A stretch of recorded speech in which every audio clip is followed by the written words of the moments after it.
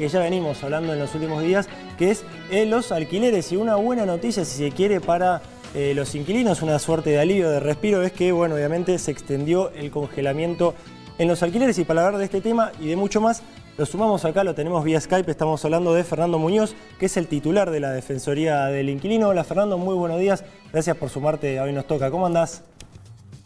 Hola, buen día. Gracias por la comunicación. Bueno, y acerca de esto que hablamos, ¿cómo toman esta noticia, ¿no?, de que se hayan congelado por lo menos por un tiempo los alquileres?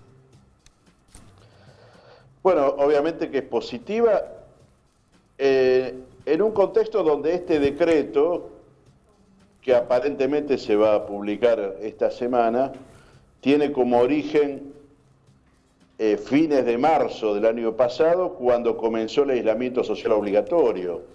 Esto es, el marco donde está planteado el decreto es la situación especial, digamos, de epidemia, de emergencia sanitaria que hay en el país, donde el Estado Nacional plantea garantizar la continuidad de la locación, la continuidad de vivienda, evitar que haya un colapso habitacional frente a una crisis tan particular como esta, ¿no? Así que sí, desde ya que es positivo.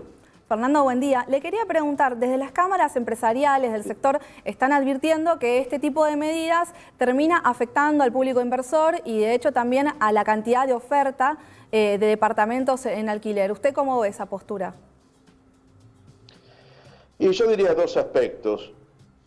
Por un lado, no es la primera vez que ocurre en alquileres de vivienda, de que haya retiro de oferta, de que haya golpe de mercado. Esto es cuando se discutió en el 84 la anterior ley de alquileres, que es la que mandó Alfonsín al Congreso apenas asumió.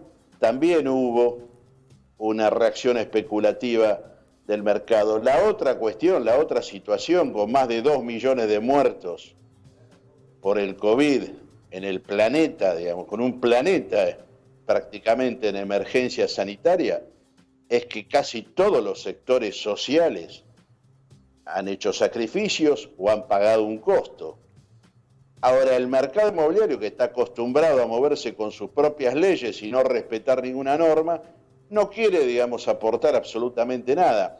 De hecho, yo sí, últimamente reflexiono en lo que fue el primer momento, digamos, de la pandemia, donde era muy frecuente hablar de que estábamos algo así como librando una guerra sórdida, una guerra invisible.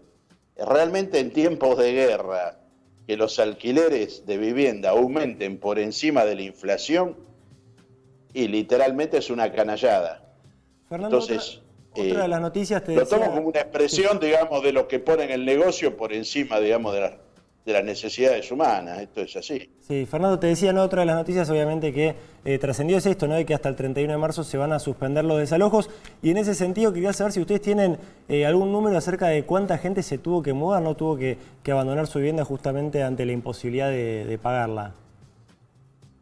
Lamentablemente el Estado Nacional ni el Estado local tienen información sobre cuántos somos los inquilinos y cuáles han sido las consecuencias objetivas, digamos, de esta crisis del último año. Sí, lo que nosotros podemos decir desde la Defensoría del Pueblo es que en los últimos 45 días se multiplicaron los casos de amenazas de desalojo o de que le han planteado de firmar prórrogas ilegales con aumentos de precios, o incluso algunos que han cambiado, digamos, de locación, de inmueble, muchísimos inquilinos, y no le quieren firmar con la nueva ley, sino que le plantean el viejo sistema, digamos, anterior a la vigencia de la nueva ley de alquileres.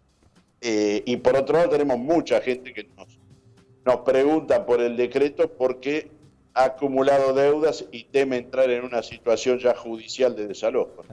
Fernando, también le quería preguntar sobre, bueno, por supuesto que es una buena noticia si se oficializa esta decisión, pero ¿hay conversaciones con el gobierno para ver de qué manera solucionar los problemas de fondo, justamente de lo que usted está hablando, ¿no? Los problemas de morosidad, el miedo a perder el hogar. ¿Hay diálogo con el gobierno para encontrar soluciones que sean un poco más profundas y no tan cortoplacistas?